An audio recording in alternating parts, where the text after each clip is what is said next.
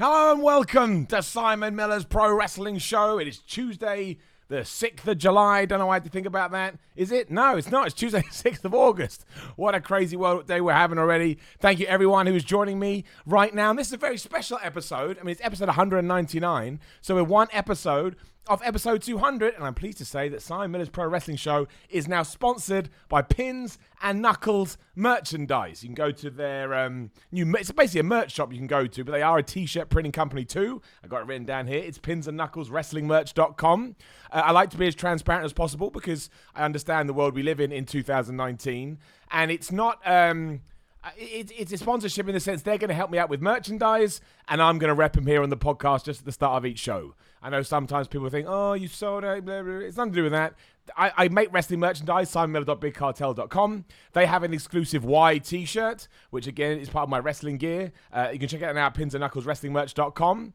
And that's that. It's the last time I'll read it off here. Next time I'll know it off the top of my head. But shout out to Pins and Knuckles. Thank you for helping me in my wrestling journey and helping me get a couple of wrestling t-shirts out there as well. More importantly, hello and welcome to everyone in the YouTube chat right now. Hello and welcome to everybody listening on your audio device. If you haven't subscribed to my YouTube channel, search for Simon Miller on YouTube. Do that. Like the video, share the video. On Instagram and Twitter at SimonMiller316. And if you would like to support financially, which would rock, again, you can buy a t-shirt, all the stuff we just talked about, or it's patreon.com/SimonMiller316. And if you've got a question, if you've got a comment, if you want to call me a bald asshole, if you want to say anything, there's a super chat button underneath the chat over there, little $sign. You can just say it. Anything you say, I will, of course, read out and I will answer.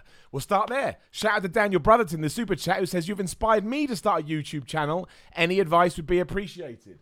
Just enjoy it. I know that sucks. Enjoy it. Do something you care about. Do something that you like first and foremost and you look back and you are proud of. And I'm sure everything will come from there. Don't try and be too not inspired, but don't try and be too, torn off your own track by someone else. Do you? And shout out to Ryan Black, who said, hi, Simon. Hand of Heart from Hemel Hempstead. Dolph Ziggler to win, ? Which is a great transition into the title of this week's show. Bill Goldberg has returned to Monday Night Raw. He's returned to WWE. And he is indeed heading to SummerSlam to take on Dolph Ziggler. Now, if you are into, I guess you would be if you listen to stuff like this, but maybe you're not. If you are into the behind-the-scenes wrestling news and the dirt sheets, as they're called, and all the murmurings, you probably already knew last week that Goldberg was coming in on this week's episode of Raw to steal the match away from The Miz and take on Dolph Ziggler at SummerSlam. It was quite surprising when it did break. I think a lot of people were like, wait, what? How does that work? And yet, I mean, it will be different, of course, for everybody that watched. But for me, at least, it was... it almost worked in the opposite direction for me because I admit it. We talk about this on Ups and Downs. Again, join me over at What Culture Wrestling in 55 minutes, 2 p.m. BST, where we'll up those downs live for Raw. But I love Goldberg so much. And I know maybe I'm in a minority these days, but I love him so much. And he brings me so much pleasure when I go back to watch his matches or, I tap into those memories. It's twofold. One, getting him to have a match at SummerSlam just means a lot to me. To me, he is a superstar. He's a big deal. I know that ties into other areas. But two, it negates everything that happened at Saudi Arabia.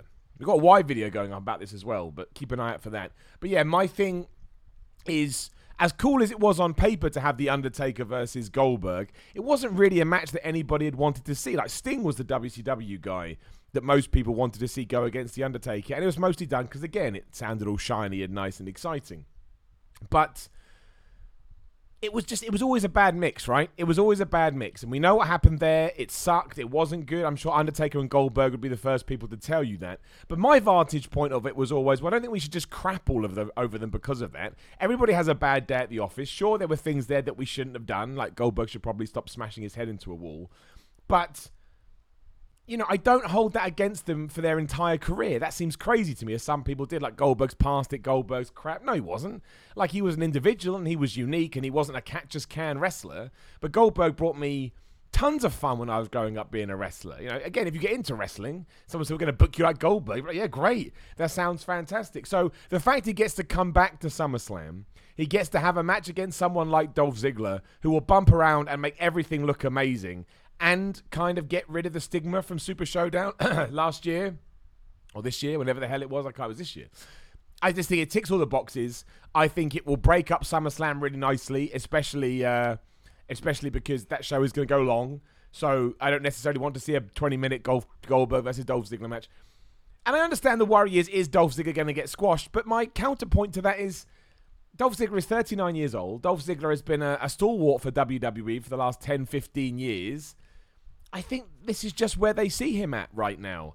And I think it works both ways. I don't think Goldberg beating Ziggler is going to change Goldberg. And I don't think Ziggler beating Goldberg will change Ziggler. I really don't. I think no matter what they do, come Raw the next night, they'd both be in exactly the same positions. And there is a conversation to be had there about whether or not WWE misused Dolph Ziggler throughout his tenure. But I don't think that pertains to this match. It's a 1-week build. Dolph Ziggler's been running Goldberg down. Goldberg gets his revenge. We all have some fun. That's how I see it anyway. Shout out to Prisoner Super Chat. It says, hey Simon, love all your work. Just wondering, are you currently planning on going to a different promotion now that Defiant has closed its doors? Well, I don't think we've done a podcast since then. So obviously shout out to Defiant. Did very upsettingly close down last week. It sucked. I did know about it a little bit beforehand because the very gracious people there gave me a shout out. What seems to have been lost in translation, which is fine. I just appreciate that people care. I am working all over the place as it is. I've been doing that ever since I came back in April, May. I had a match on Sunday for London for the EWE. I've got a match this Saturday at New Force Wrestling in Ivor. If you're close to the London area, Southwest, please do come on down. I'd love to see you. So, yeah, I mean, Defiant would have always been my main promotion, for lack of a better term. And now that it's gone, it is horrible. I hate it. I love that place. And maybe one day it comes back, fingers crossed. But I got bookings through to the end of the year. I'm going to be in London. I'm going to be in Scotland. I'm going to be in Torquay. I'm going to be in Wickham. I'm going to be in Luton, my hometown. Looking forward to that. Keep an eye on my Twitter at SimonF316. I'm wrestling everywhere. I'd love to see as many people at those shows as possible.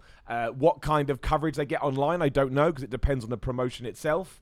But I want to work everywhere, and that doesn't stop. The dream continues. It just continues in a different way, which does suck because I love Defiant. And without Defiant, I don't know whether I'd be here today. They took a chance on me. They backed me. They gave me advice. They gave me experience, and I will forever be indebted to them. Sam Halliday, UTV, in the Super Chat says, first time Super Chatting. Welcome, Sam. Just want to say thanks for your continued positivity every day. It goes a long way. Well, Sam, thank you very much for saying that, and thank you very much for watching to begin with, because as awesome as it is to hear that I'm giving you something, believe you me when I say you're giving me something back too. So, yeah, thank you so much, man.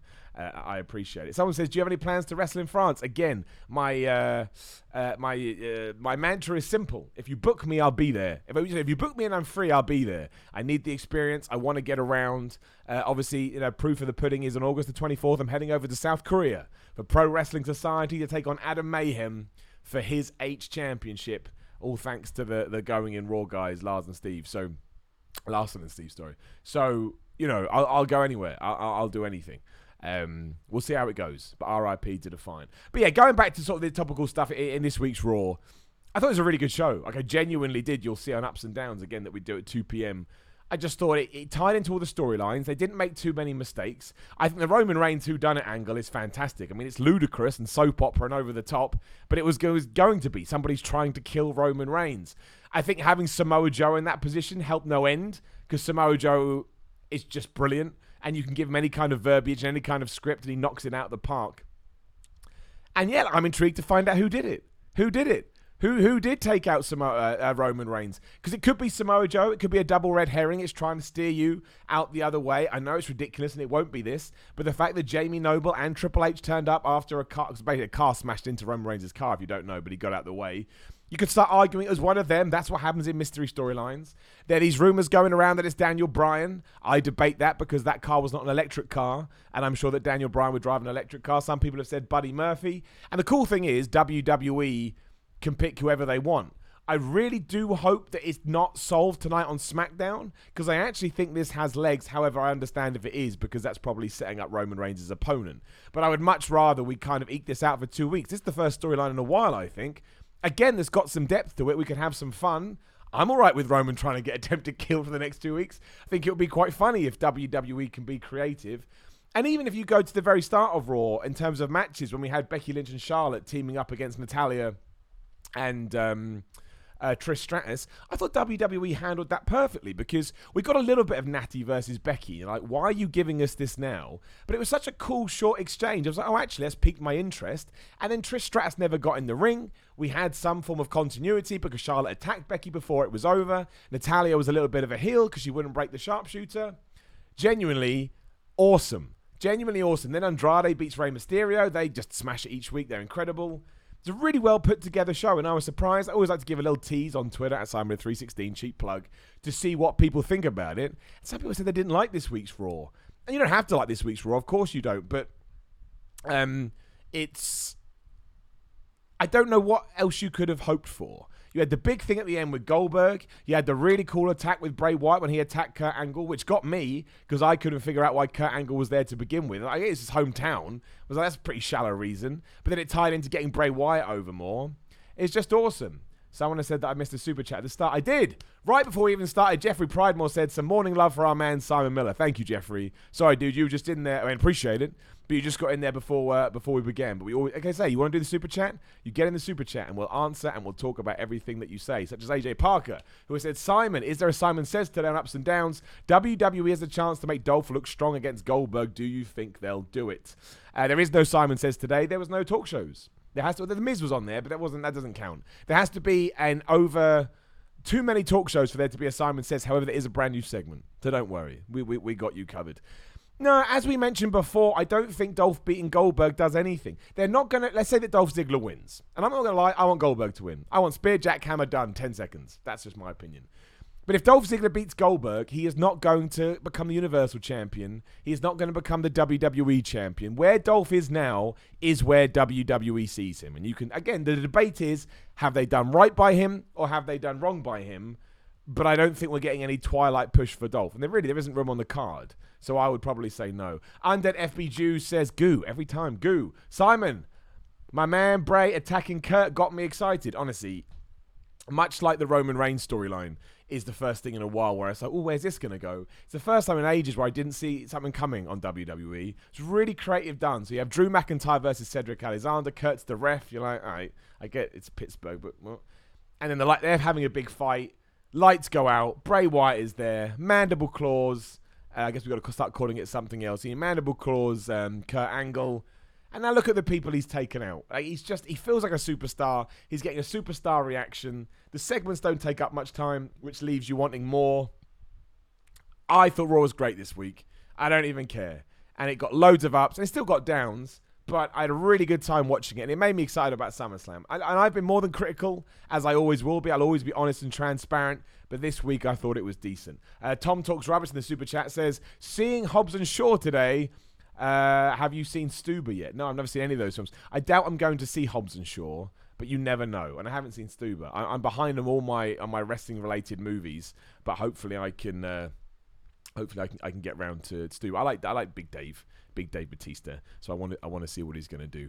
I wouldn't call it a low light because I enjoyed the women's elimination tag match, and I like the fact that Alexa Bliss and Nikki Cross are champions. It's kind of a shame because I think if we knew that was the direction we were going, we probably could have a bit more fun as a team, because it was quite clear the plan at one point was for Nikki Cross to realize that Alexa Bliss is an asshole and move away from her, and that still could happen. But we put the brakes on that, which is good. It's good we did that. Like, WWE noticed they had something with those two, and they changed tact. It's just a shame that the women's championships needed something, and it all kind of came together like a big crash. I do feel sorry for the Iconics, much as I feel sorry for Sasha Banks and Bayley, because those titles have become meaningless in March, April, May, June, July, August. 6 months it took. And that's just because they don't get featured on TV. But the elimination match was decent. Taking out the Iconics first was great. Got me interested. And getting it down to the Kabuki Warriors versus Bliss and Cross, I thought worked really well. I mean, I don't like the Kabuki Warriors as a team. I've said this before. I think inserting Paige with them is just awkward and weird. The amalgamation of Kairi Sane and Oscar Zax during their entrance or whatever doesn't work because they're great singles wrestlers. I don't know what this means for them, but I just think in a women's division that soon is going to be begging out for title contenders or challengers or singles feuds, and you've got two of the best singles wrestlers in the whole company, men or women, forget that, period. I don't understand the point, and they come and go so often it gets confusing, but I did think we had good momentum after the match. I thought Nikki Cross and Alexa Bliss sold it like it was a big deal, and that's all I need to buy in. So yeah, it was another step forward in the right direction. It's just, what do we do? I mean, do we feud the Kabuki Warriors and Nikki Cross versus Alexa Bliss? Do I want to see that? I kind of feel like I feel. No one talks like that, but I kind of feel more akin to cheer for Cross and Bliss than I do the Kabuki Warriors, because they haven't been established as a team. They come, they go, they come, they go. Paige is some weird tweener that, heel face that doesn't really, and they're not allowed to talk even though they can talk. It's just strange. It's just very, very strange. But the match itself was good, and I enjoyed it. And of course, we had the 24/7 championship stuff they haven't talked about, where Mike Kanellis pinned his wife in an OBYGN office, and then R-Truth, in the worst disguise ever, threw a toy baby in the air and won his title back. I'd tell you what I like about that. I enjoy how it progresses each and every week. And I like now how we've kind of drawn it back into just one big segment. I just think it's more fun. I think it stops it from overexposing itself. And I think you could probably do one on Raw and SmackDown and kind of continue on going from there. But that's a tick too. Let's do some super chats. Richard Dalloway in the super chat says, do you feel you slip into a character on ups and downs? No, I don't think I slip into a character, but I perform it, if that makes sense. But I feel like I should perform it. I feel like if people wanted a Raw rundown, they just read it on the internet. I don't think they would. I like to think, I'm not saying I'm right, but what I like to try and offer, I should say, is that if you tune in to ups and downs, you get a certain brand of entertainment. I sound like Vince McMahon, but it's true. So yes, I don't think I slip into a character, but there are certain things that I try and achieve during a recording, and some people are going to like it and some people are not. But I want it to feel completely unique to anything out there, because it's quite a competitive market when you think about it, even if it is just going on, the Wrestling Observer, whatever, and listening to their show or reading the results, however you do it. Tom Talks Rubbish says, I'm writing a book. Can I promote it in the Facebook group? Of course you can, Tom. Promote your book. You can promote it on this show as well if you want. I'm all for creative endeavors. I think it's cool. The only segment I can see dividing people is the Brock Lesnar Seth Rollins stuff, and I agree with you. I don't really understand what the deal with Seth Rollins' character is. And again, please let me know in the chat if you have a difference of opinion, because I liked what they did. But the reason I liked what they did is because it made Brock Lesnar look like a badass. I'm not 100% sure that's what we were trying to get over in this before SummerSlam, because basically on Raw last week, Seth Rollins gets killed, and then on Raw this week, Seth Rollins gets killed. Brock looks amazing. I'm like, wow, Brock's a badass. I should support that guy.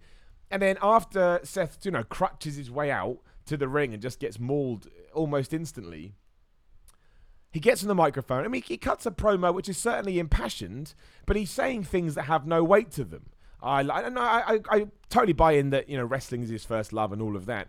But he doesn't, I'm going to guarantee I'll beat Brock Lesnar. Well, if he does, I'm going to be like, well, that sucks. Because this guy that's clearly been brutalized and injured and has internal who knows what is going to beat the dude that's like a monster. I don't know how I feel about that.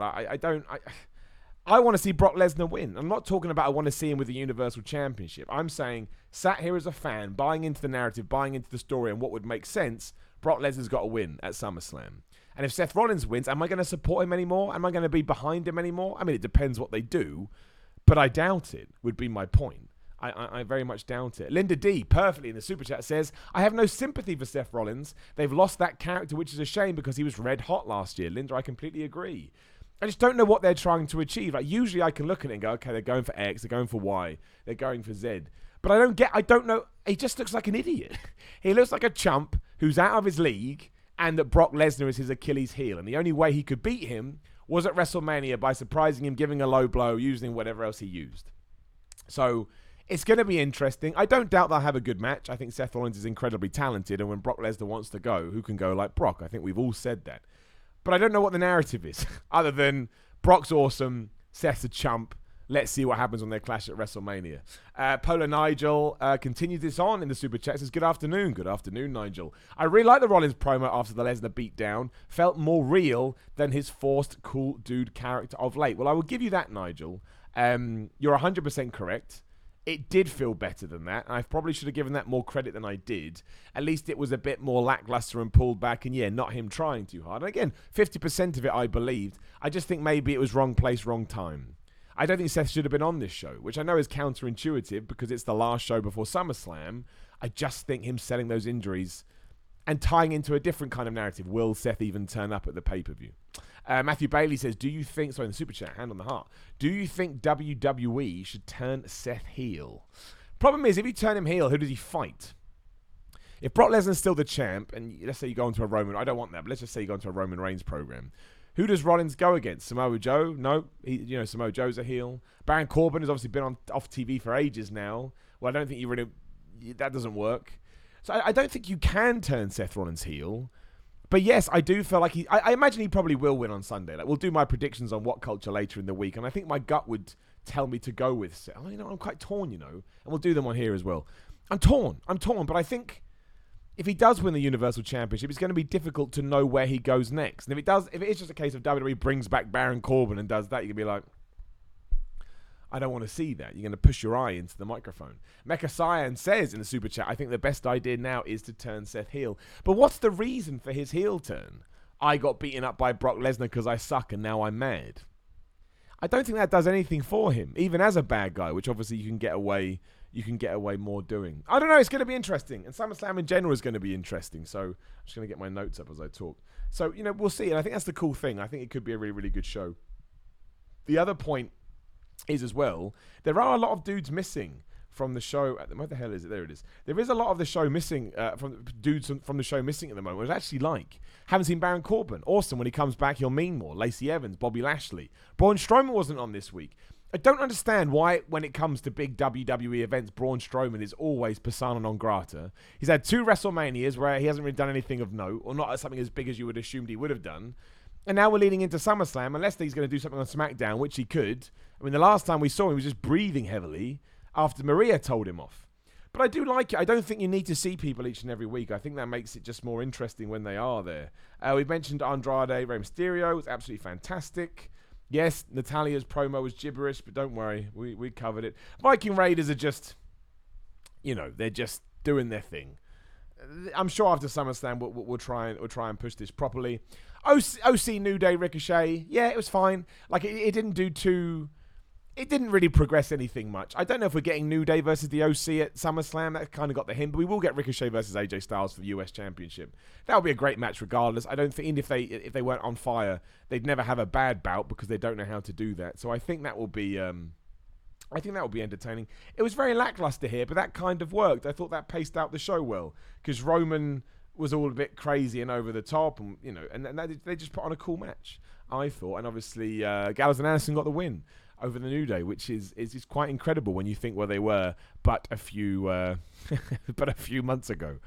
Isn't it? And make the power of signing a deal, but no, more power to those guys. I like the fact that Luke Gallows came out dressed like he used to do in Japan. That's a nice nod to everyone.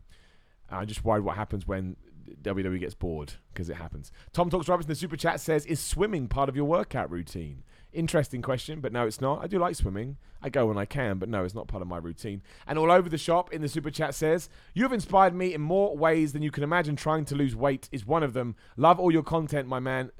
My ma'am sends her love and support. Well, that's just lovely all around. As I always say to people that say that, 1, you humble the crap out of me, but 2, you do the work, my friend. If I was able to trigger something in your head that inspired you or motivated you, it is my honor and my privilege, and that makes me feel good inside. But it's you that does the work. Like, I can only say something that may get you to G up, but you're the person that takes the G up and goes to the gym or goes running or MMA, boxing, climbing, whatever it is that you do. So fair play to you, my friend. But thank you for watching. Thank you for joining me. And thank you to everyone that is joining me right now. I always do appreciate it. Live here on YouTube.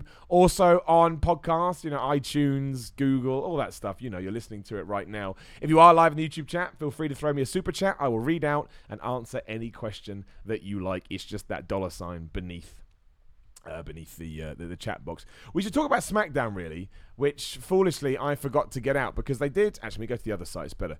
They have announced some stuff for SmackDown. There we go. And so Shane McMahon will be a guest on the Kevin Owens show, and Kofi Kingston will respond to Randy Orton. Now,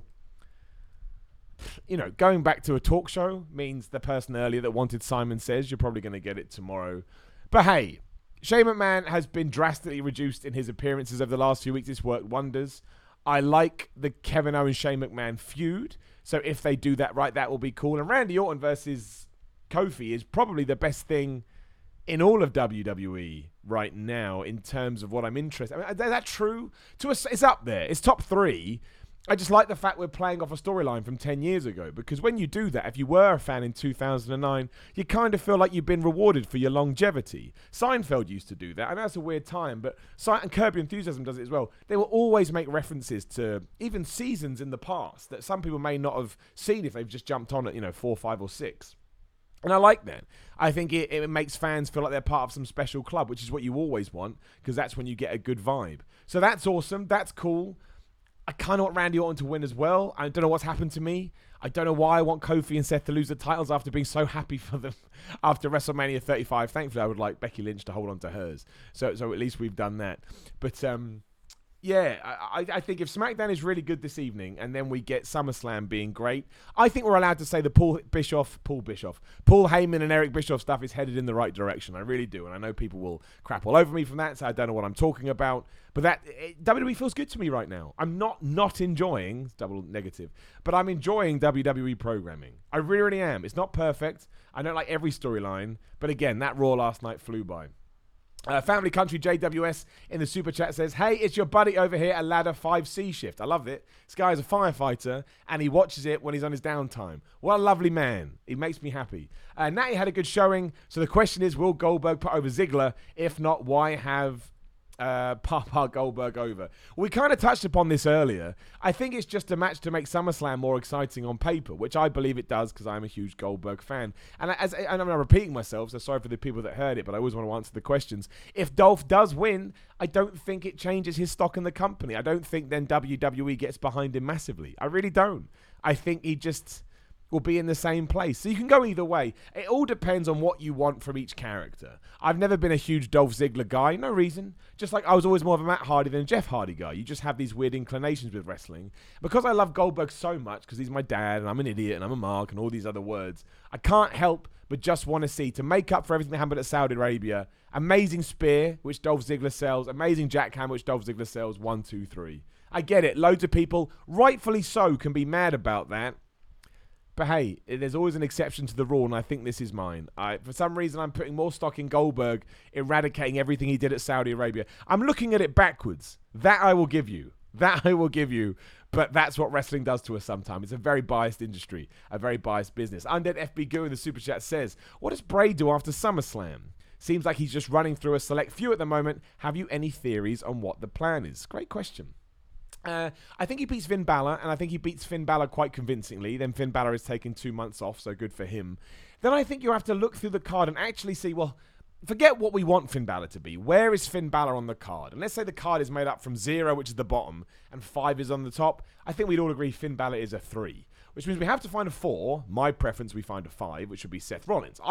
Now I think about it, if I'm booking, I would have changed everything, but still, who cares? I would have Seth Rollins win the Universal Championship, and I'd have Bray Wyatt attack him on Raw, and I'd build to the fact that Bray Wyatt beats him for that belt. It's a bit scatterbrained approach, but I'm taking from what I've got. I didn't plan the rest of it. But that's a 5. If you're not going to do that, you need to find someone, not Samoa Joe, because it doesn't work, but you need the face equivalent of Samoa Joe. There will be one.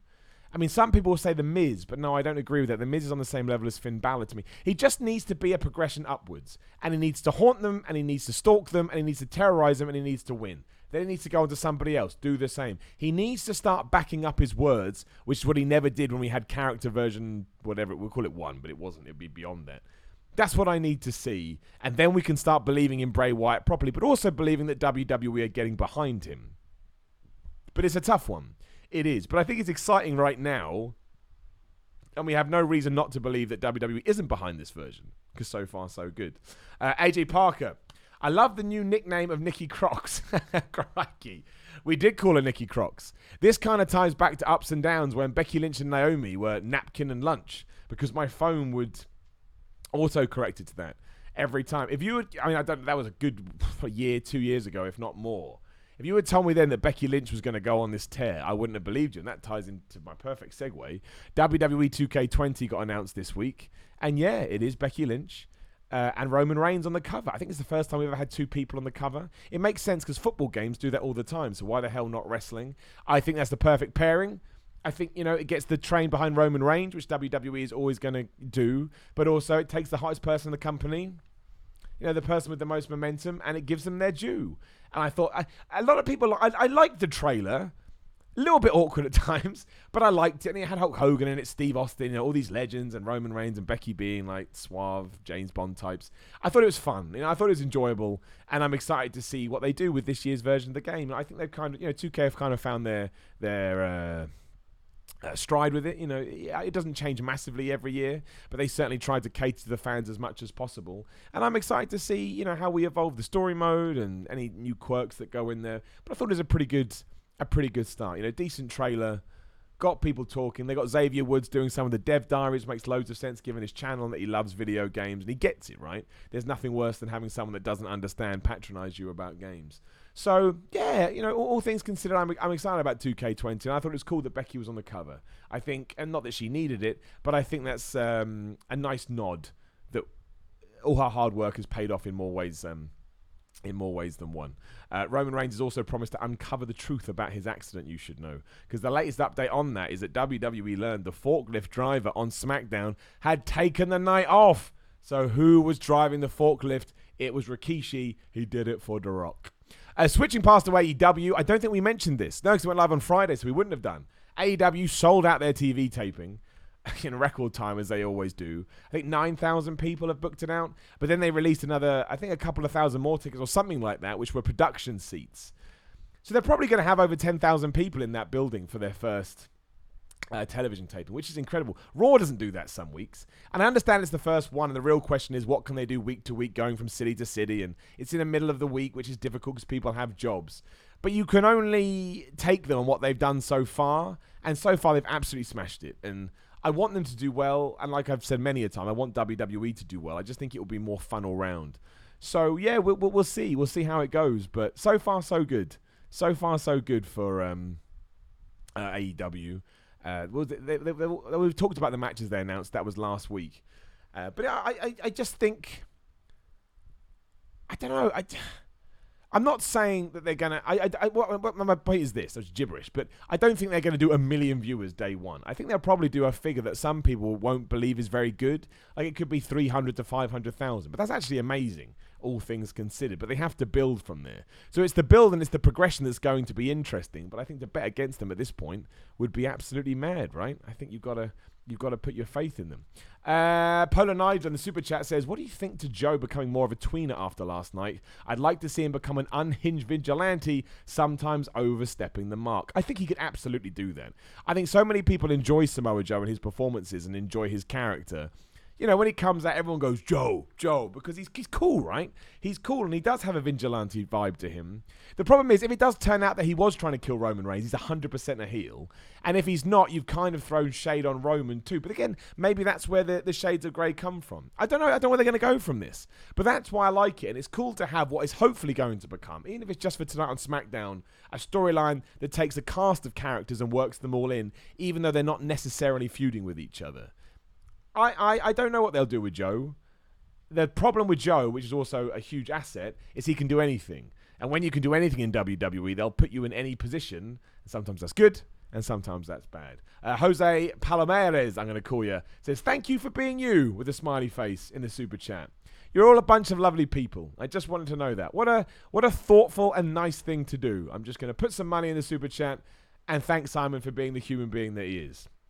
Jose, you are all right by me. There was something else that I just realized. Oh my gosh, we didn't talk about that. Of course, I've just remembered. Thank you, brain. So I won't go. Well, we'll touch on it. Keep an eye out on What Culture Wrestling because I did a video about this. But yeah, Matt Riddle. Matt Riddle don't give a shit. And I tell you, as a fan, it's really fun. It's really, really, really fun that Matt Riddle doesn't care because he comes out and he says stuff and you can agree with it. You can think it's disrespectful. You can go whichever way you want. But it's fascinating to hear that kind of insight, especially to someone who is signed to WWE. But he did a social media post. I'll give you the short version. You can go out there and watch it if you want. Again, I've done a why video on this. It's just called Why Matt Riddle Was Wrong About Goldberg. Keep an eye out for it on the channel. And he essentially said, doesn't like Goldberg, doesn't like Booker T, doesn't like Lance Storm, doesn't like Chris Jericho, doesn't know why these people are getting up in his grill. And especially when it comes to Goldberg, ain't nobody going to watch that guy's matches when they could watch a Matt Riddle match. Or who did he use? I think he said Steve Austin, Bret Hart, Shawn Michaels. It was a list of people.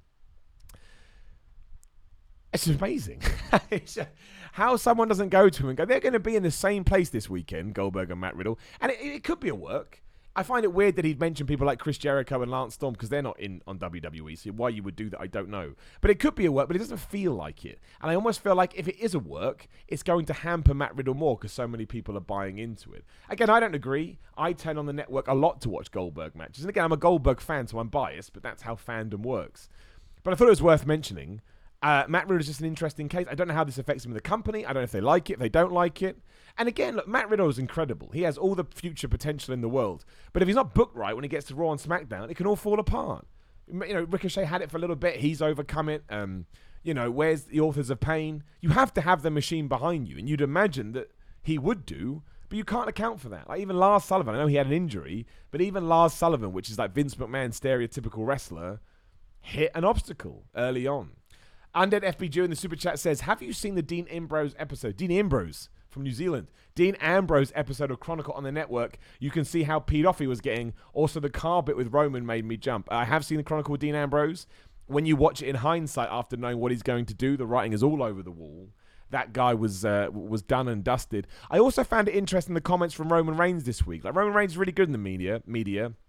You know, not only did he say he doesn't think AEW's competition, he called it generous. Not sure those comments they're probably going to come back and haunt him. But, you know, he's got to stand up for his company. But he openly came out and he disagreed with what Dean Ambrose had said. But the way he did it was great, I thought. And I thought even if you didn't agree with Roman, I mean, you either like him or hate him anyway from a wrestling standpoint. But from a media standpoint, I think he handles that stuff well. I like the fact the carpet made you jump as well, Undead FBG. I think that's good. I think you need those moments in Raw and SmackDown and just make you go, "Boah!" Because I think it gets you invested and it keeps you on your toes. You always have to make sure you shake up the pace, so that makes me happy. John Strack in the super chat says, do you think HBK will come out of retirement again to face Dolph Ziggler? No, I don't. He's already said multiple times he's never going to do it again. And I actually think him coming back at Saudi Arabia has doubled down on that because he realized how much that sucked. I think Shawn Michaels realized. It wasn't necessarily his fault, but it did. And also, he is right. The Saudi Arabia shows don't really count in canon. So I think he can get away with it. If he actually comes back to fight Dolph Ziggler, I just don't think it will be what we want to be. I don't think he's going to get anything out of it. I like the fact we got the surprise super kick to end Raw. I thought that made Shawn Michaels not like a, you know, it would have been a bit goofy if being like, oh, you're going to fight Goldberg. Like, yeah, but why aren't you fighting the other guy? Shawn Michaels. But no, I don't think you're going to see him again, John. And I'm sorry about that. I know a lot of people want. Frequently Fly in the super chat said, late, but happy I made it. Happy Tuesday. Frequently Fly, always good to see you. Happy Tuesday to you as well. Love that you're in the chat.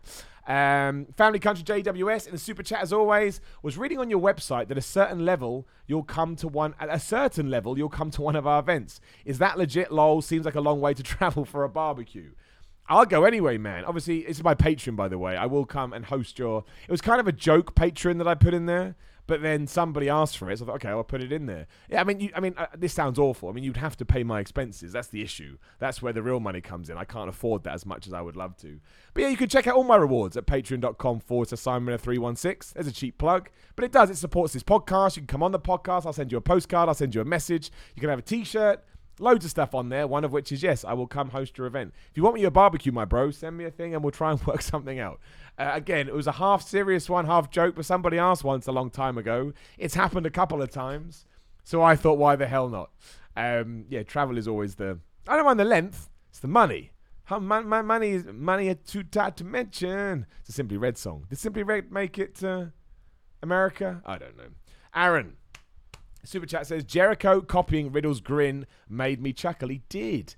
Chris Jericho did not give a crap. He saw Matt Riddle's video and he just dressed up like him and he threw it right back in his face. And I would imagine that Chris Jericho gets it. I'm sure he was a little bit peeved off too, but Jericho was a little bit of a pot stirrer back in his day. It's one of the reasons he's so good. He wasn't afraid. And I imagine he sees a little bit of himself in Matt Riddle too. It's a crazy situation. You should go watch the social media video if you haven't. It would be like, I'm trying to think of a sports equivalent to it, but it would be like someone who is an up-and-comer. Nah, he's too young. We'll go with Kylian Mbappe at PSG, the football player. He's too young, but we'll go with him anyway. It'd be like him saying, I think Messi is overrated and he should stand aside. You'd be like, oh, I don't agree, but wow, do you have balls? So, fair play to Matt Riddle. We'll see how, look, if he gets speared or he has a match with Goldberg, I've been worked. But as I always say, I want to be worked. I'm a wrestling fan. Some people seem to get really upset about that. That's what wrestling's all about. And if WWE can get one over you, like they did in the Kurt Angle special guest referee role, I will bow my head and I will say, Hell yeah, man. And yeah, as some people are saying, imagine Matt Riddle did attack Goldberg at SummerSlam. We'd all love it. What a great arrival on the main roster. Attacking somebody like that, that's like, again, we talked about Chris Jericho. That's like Chris Jericho interrupting the Rock promo in 1999. It was just, I mean, no, he had troubles after that, but it was just a big highlight, a big spotlight on this guy is important because look who he's dealing with. And that ties back into how Matt Riddle, gets booked when he's on the main roster. It all depends how far the machine gets behind him, and I want him to be pushed. I think he should be allowed his opinions, and I should be allowed to say, well, in this instance, I don't agree with you, Matt, and then we shake hands and we carry on. And really, that's what we've done. It's cool, though. It's badass. I like it. I'm a happy man. I think that's all the news. I don't think we've missed anything else. Obviously, Trish Stratus is going to appear on SmackDown this SummerSlam this week, which is cool. Yeah, there's some nonsense that, it's already come out that WWE is going to be preempted on Fox when they move because of the baseball. I think we already knew that. I think them going to FS1 every week here and there is not a big deal. Well, it's not a big deal for me anyway. I just think that's how the TV industry works. Other than that, no. I mean, I'll check another site. Again, we always do this now. If you don't know, if you're new to Simon's Pro Wrestling Podcast, because we were doing one of these once, and the Paul Heyman, Eric Bischoff news broke. So we always have to check, because you just you never know. You never know what's next. But no, I think we're all good. I think we're all good. Yes, we are. And I don't think I've missed anything else. There's probably something. I mean, I know the G1 is going on right now. I am keeping up with it as much as possible, but we'll talk about it more when we get to the finals. But I will say some of the matches there have been incredible. Okada is smashing it, Ospreay is smashing it, Ibushi is like some, I mean, I don't even know what, he's like an alien. I don't understand how he's able to do the things that he's doing when he's apparently injured. I think Lance Archer has had a fantastic tournament. John Moxley has proven that he's not the person we thought he was in WWE. It has been a right hoot. Undead FB Goo in the super chat says, Slipknot unsainted for NXT this weekend. Hell yeah, is that true? I didn't know that is cool. A lot of people said they wanted that to be Bray Wyatt's new music as well. Maybe it ties in. That's a good tune for a wrestling event. I like that a lot. And their new song is out yet, and I haven't heard it, so I'll have to get on that. At some point. But yeah, we'll see what happens. We are Wednesday, Thursday, Friday, Saturday. So 4 or 5 days away from SummerSlam. I think the length of it is going to affect it because it always does. But I'm still excited to see what they can pull out. I really, really am. I'm going to keep both my fingers crossed and hope that it surprises us all.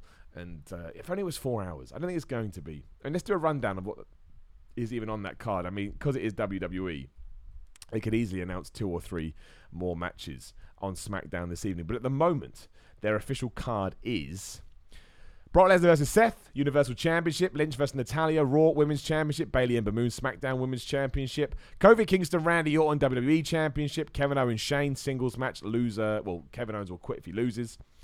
So he's just fired as opposed to quit. Bray Wyatt versus Finn Balor, AJ Styles versus Ricochet for the US title, Goldberg versus Dolph Ziggler, and Trish Stratus versus Charlotte Flair. That's 9 matches.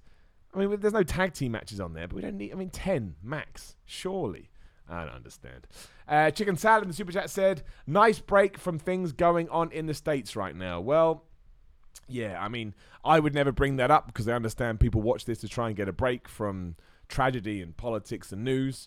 But of course, as it has come up organically, I mean, what can I even say, right?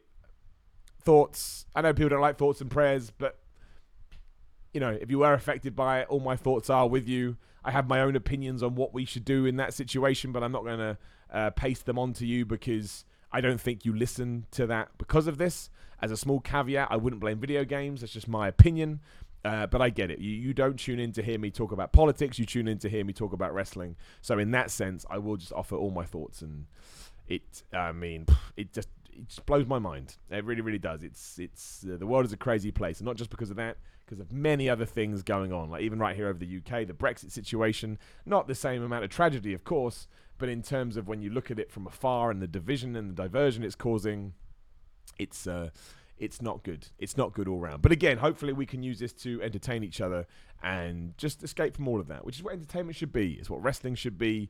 It's what video games should be. It's whatever your favorite hobby of choice should be. You should be allowed to sit down no matter what's happened and switch off. And then when it's done, get back into the real world, but hopefully feel a little bit happier, a little bit better because you were able to enjoy your passions. And that's what life should be about. Right, we do have a few questions, but again, if you do want to mention anything in the Super Chat, now is the time to do it. We've got about 15 minutes left before we head over to What Culture Wrestling. Well, I say that. If you're watching live on YouTube, we will. If you're watching this in the archive or on audio, just, it's up. You can go watch it now. So you can go check out Ups and Downs.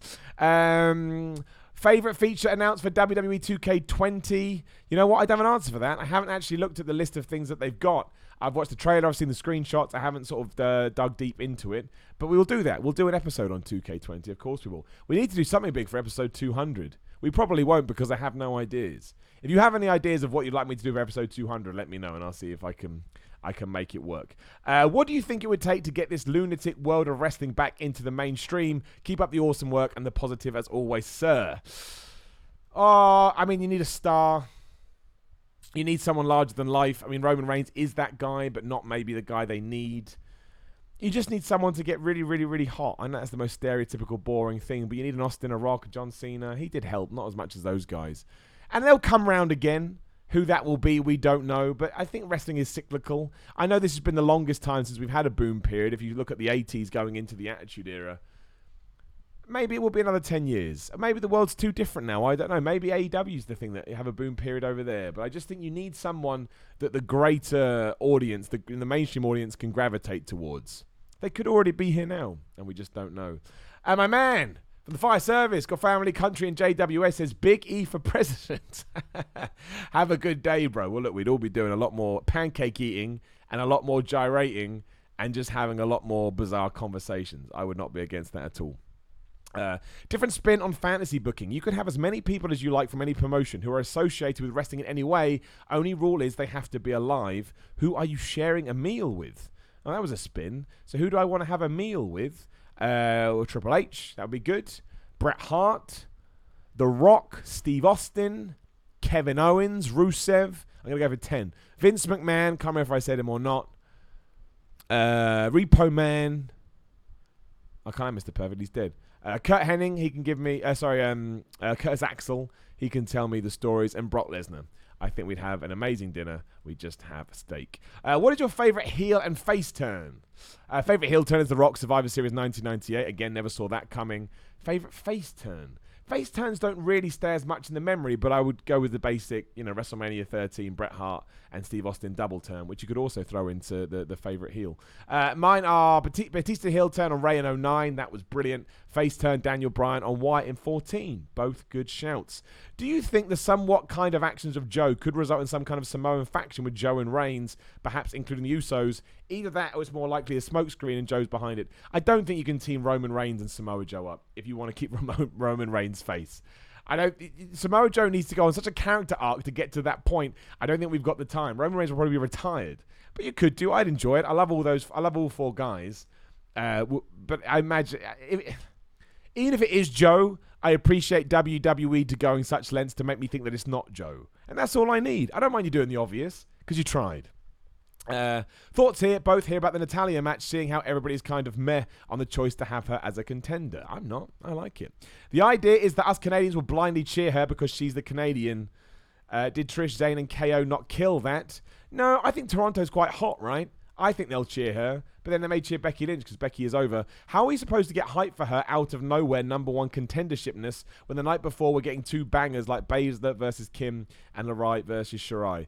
LeRae versus Shirai. Well, the thing is, and I know people don't like saying this, there is a crossover between the NXT and the WWE audiences, but if they want to cheer Natalya, they're going to cheer her regardless. No matter what happens in those matches, they'll still be up for SummerSlam. I think that's just how it works as a fan.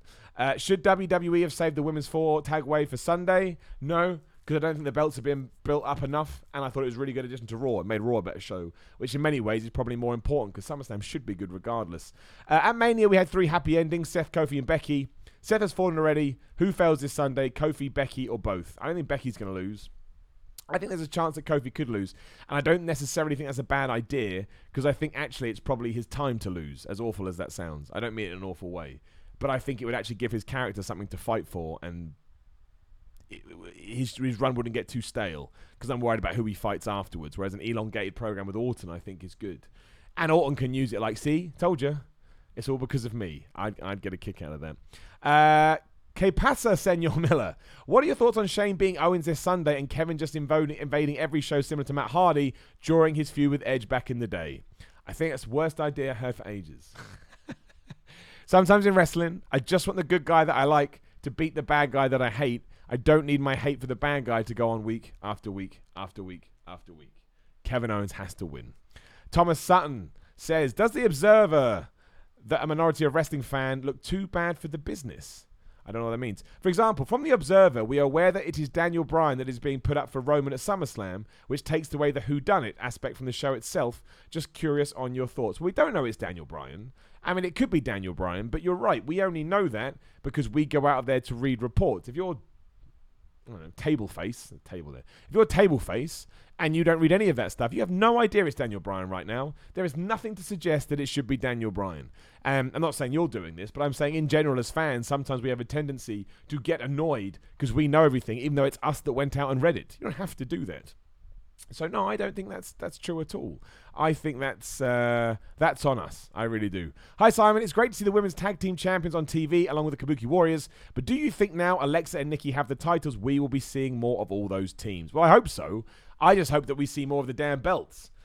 You know, we need to use the Nikki Cross Alexa Bliss win, which was very well received off the back of a good match, and we need to build it. My worry is we're going to do a program with the Kabuki Warriors, and as I've said, I'll say it again, I don't like that team. It doesn't make sense. It just screams if we put them together, because why the hell not? We needed to do something. That's why Paige is with them. Why is Paige managing the Kabuki Warriors? It doesn't make any sense. I think I'm more annoyed. Do Kairi Sane versus Asuka in a long feud. You get great matches all the time and everybody will love it and they'll do backflips and they'll be happy. I don't understand. I understand that team. At least Sonya Deville and Mandy Rose finally got their title match, because originally they didn't get the title match. If they were going to win the title match, they were going to get a title match. So we can put that to bid. Jose Palomares in the Super Chat says, what would you think of a women's full show like SmackDown Raw to lead for another Evolution pay-per-view, mainly to focus on all the championships? Not against that at all. I don't think you could do it weekly at the moment because they can't even get it right on their, on their mainstays. So it's you don't take something that's not working and then give it a whole show. But I think in terms of a one-off to build to another Evolution pay-per-view where we can revamp all the titles and get some new feuds in place and introduce some new women, absolutely. I think Evolution proved last year, one of the best pay-per-views of 2018, I thought. There's a market for it, and there's a way you can do it. But first, I'd like to see them get that more balanced on Raw and SmackDown. I thought they did really well this week. But again, sometimes we just talked about it. You do get Mandy Rose and Sonya Deville saying we're going to have a match, we don't get it. The Kabuki Warriors are going to have a match, don't get it.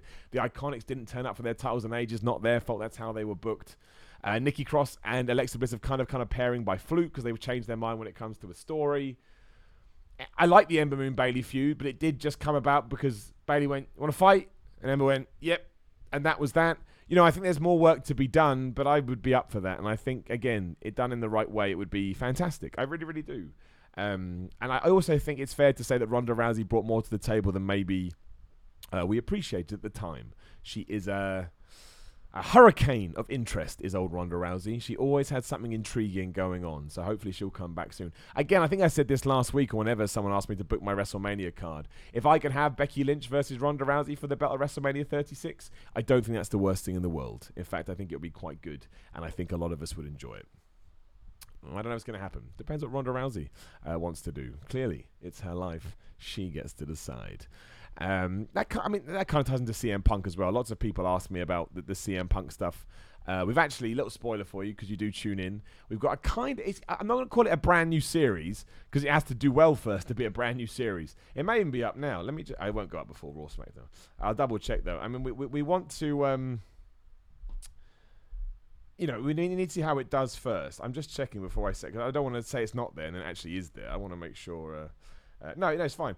So, yeah, I wanted to do more fantasy booking on What Culture, basically, because I'm a nerd and I like it. So we do have a video about how you would book CM Punk if he debuted in All Elite Wrestling. So if you can keep an eye on What Culture Wrestling and make sure you watch that when it goes up, hopefully we can do more stuff like that. My point being, again, so many people have asked me the question about CM Punk AEW. I don't know how true it is. I don't know if he'll ever go. I don't know if he wants to go. There's so many questions. The rumor now is that both CM Punk is annoyed at them for how they've treated him in the public space, and now AEW's annoyed at CM Punk for that interview. A little small part of me thinks it could be a work, but that's what the video's about. So keep an eye out for that. It's literally called How AEW Should Debut CM Punk. If it does well, we'll do another one. If it doesn't, it's ass, we won't. That's how the business world works, and there ain't nothing wrong with that. Again, so many people ask me about the squash match, Goldberg versus Dolph Ziggler. Yes, for me, I want a squash match. But on the other hand, I understand why people don't. I understand both sides. I'm okay with it. This one doesn't bother me either way. And there will be a hypocritical situation you can probably bring up where it would bother me. But again, we all have different feelings towards different wrestlers. On that note, where the hell is Rusev? Please come back, Rusev. I mean, don't come back before SummerSlam because that's a waste. But I really, really, really, really, really miss Rusev. He may never come back. Maybe he's running down his contract. Maybe he's already out. That would be all right. There you go to AEW. I don't think he's been tainted enough by WWE that people are like, oh, I can't believe Rusev is there. I think people would be excited to see him. No one more than me.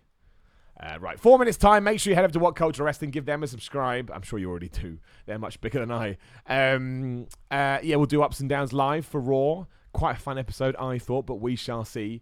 And if you've got anything else you want to throw in there before we do wind up, again, use a super chat, smash it in there. But I will use this moment to thank Pins and Knuckles again. Check them out, pinsandknucklesmerch.com. Brand new exclusive Simon Miller wrestling tee up right now. They now sponsor the podcast. Again, full transparency. It's just that they're helping me with merchandise, and I'm going to mention their name at the start and the end of a podcast. And you can see on the logo right now, it's got a little Pins and Knuckles thing. Next week, I'll make sure it's on the background as well. I probably should have done that. But hey, it's a brand new relationship. But shout out to those guys.